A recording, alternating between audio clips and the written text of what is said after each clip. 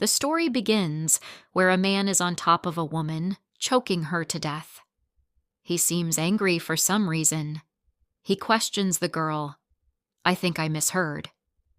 Is the Duke of the Whitlow's flower proposing to me right now? And she came on her own accords. The frightened girl thinks, I expected it, but it's not easy. I have entered the lair if of the beast to escape the beast. She judged that he could protect her because he was vicious. After seeing how he behaves, she can't back out now. This is the protagonist who came to this man to propose a marriage without anyone's awareness. This is how it all started. The man gently pinches her shin, asks her whether she knows what marriage really is and what they do as couples.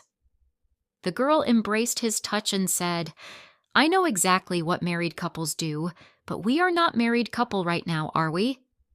He retreats back and laughs out loudly, saying the lady's name. Half covering his face in his hand with a murderous look, asked her to leave, and moves to the other side of the room. If it were in the past, she might have been trembling. But this level of shame is nothing to her now. She gets up by the sofa and walks towards him by informing, Alfred, owner of the Hutch merchant caravan, wants to have me. He promised the gold mine of Levent to Duke Whitlow. The Duke will receive the gold mine and hand me over to Alfred. But what if another proposal comes in? He warns her that she has been talking without manner since earlier. She replies him, If you like honorifics, use it first, then I will show you the appropriate courtesy. Again she continues, If you give the gold mine to the Duke of Benoth, he will pass me on to you, not to the Alfred, because Benoth gold mine is much larger. He flinches and said, Is Lady Whitlow saying that she is as valuable as Benoth gold mine? Wouldn't it be better to have the flower of the Duke of Whitlow than a soon-to-be withered gold mine? She pulls him towards her by grabbing his collar. He was surprised by her act. She says, At least it hasn't withered yet. He is wondering how she knows. Obviously, it wouldn't have leaked anywhere. He leans towards her, threatening, If you don't want to fall without even blooming, watch your mouth. With no fear, with slight smile in her face, she replied, Even if the flower falls, your neck will fall with it, right? Your plan will fail and you will die miserably. The beast man who gathered around you will live miserable lives. He was shaken by the fact that came out of her and questioned what else she knows. She flawlessly sitting in the desk replies, After hearing this, you have no choice but to marry me. She is arrogant and a mysterious woman. He can't believe she faced him without any fear, just because called the Duke's Whitlow's flower. He can't fully explain this woman's worth. Taking a step back and apologizing for his behavior and greets her formally. But with curiosity, he questions her. I am curious about your intentions to propose marriage to someone who might fail and die. With grace she replies, Because I want to escape from the Dame Duke, and I want to decorate a greenhouse that I like with all my strength and my best. I am trying to live a carefree life. What do you think? Flashback. Even though she felt always sleepy, that day she felt an impending death. He should have made a sound at least once. Why did she have to live and die like that? The last thought of her was, don't want to die like that. She was reborn into the world to try to live. Iris back in her room, thinking it's been a month since traveled from the past. She died at the age of 40 after watching future events rushing in like a stampede.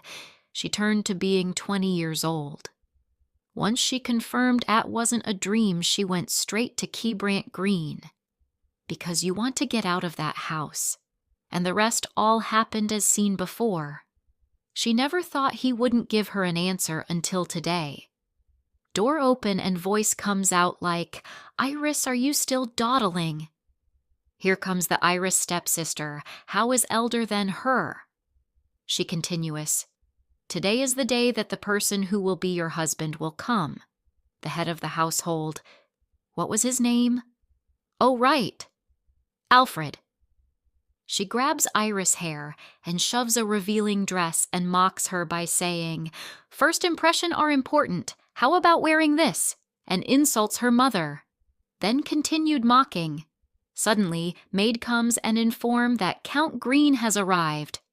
She runs out, leaving everything. Other side. Count Green describe, he heard that the beloved daughters of Whitlow is so beautiful. Brittany arrives and greets the Count Green, as he says Lady Whitlow and walked forward. Brittany thinks that he called her, but he walked past her towards the door.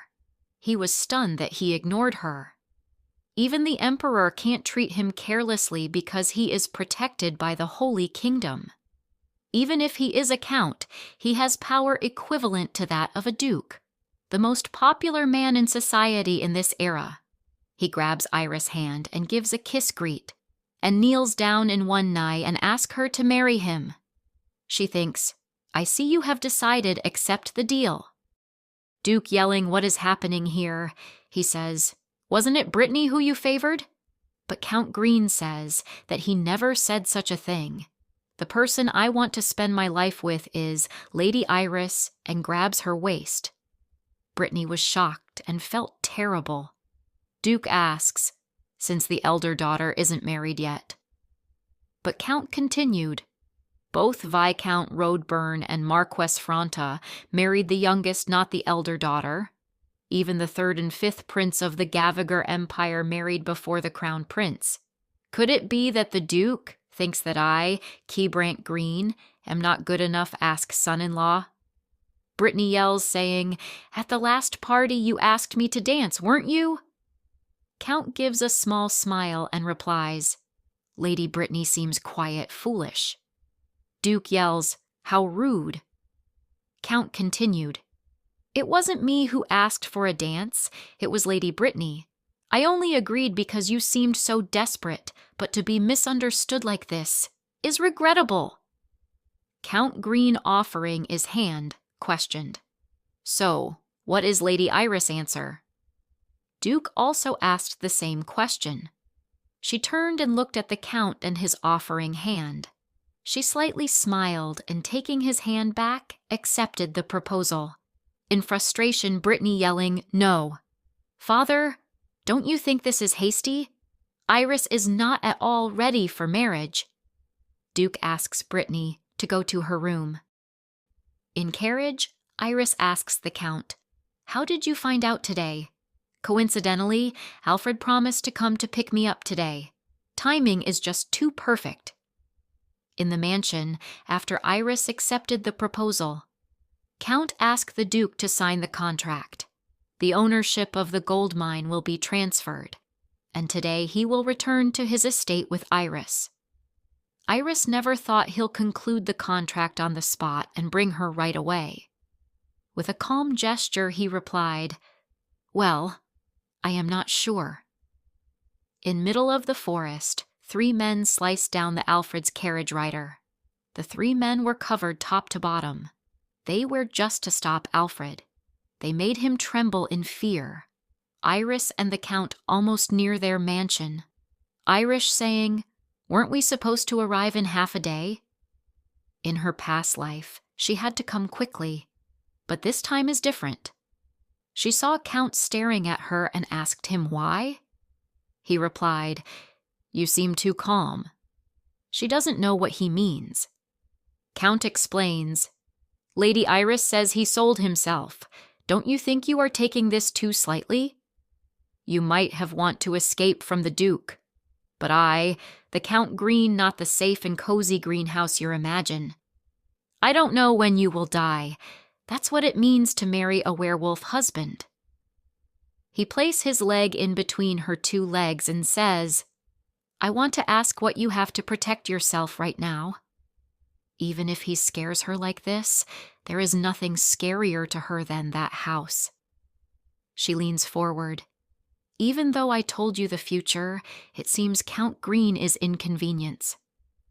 She took his hand and placed it in her cheeks and says, or maybe, you really need to see it for yourself. He pulls her and she lands in his laps. He says, the flower of the Duke Whitlow.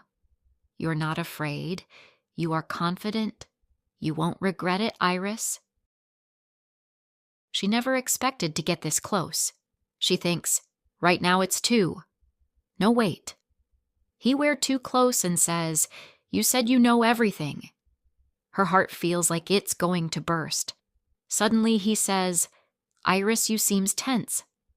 They were about to share their first kiss, but the carriage driver said, my lord, we will be entering the Dakota City soon. They were interrupted.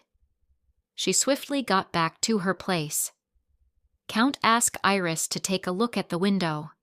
This will be your greenhouse from now on, Iris Whitlow Green. Iris looking through the window. Thought it looks beautiful. Count Green asks, do you like your bedroom? From now on, Lady Whitlow will have to sleep with me in this room. She replied, then shall we decide on titles first, since we are married couple? You can call me as Lysira by giving him a hand. He says, really, you are someone who surprised me a lot. You can call me Kira, too. Sharing the same room, it's a bit surprising for her. She knew that married couple usually use separate room after an arranged marriage, even with Alfred. Suddenly, Count Green pulls her by waist and teases her. Have you started thinking about something already? There are things that were left undone earlier. What do you think, Countess Green? She replies, haven't you realized yet, Kira? As you know, I am like a beast. She pushes his head and says, no. He was stunned and asks, why? She explains, you haven't shown me everything yet. If you have scared me this much, shouldn't you show me what you really look like? He agreed for her request. She never thought that she will see what a werewolf will look like. When wandering through darkness of death, she witnessed its final moment. The wolf. She says, you are quite enormous. He questions, seems terrifying, doesn't it? I am not afraid of anything. About all else, you are so beautiful. She doesn't understand why he had to die in such a state, the stiff skin and dried blood. That grim sight was indeed this wolf's end. He had spent his life sacrificing to protect sacred relics. But he had to die coldly, just because he was a beast. How unfair and irritating it is, she thinks. She tightly hugs him and pampers him by brushing his hair. Count says, you might regret it, Iris. She replies, no, I don't regret things like that. He continued, oh, really? You don't have regrets even like this? When he transformed into the human form, he was naked, as his clothes ripped off when he transformed into a beast. Iris was shocked and shouted. The whole mansion heard her voice.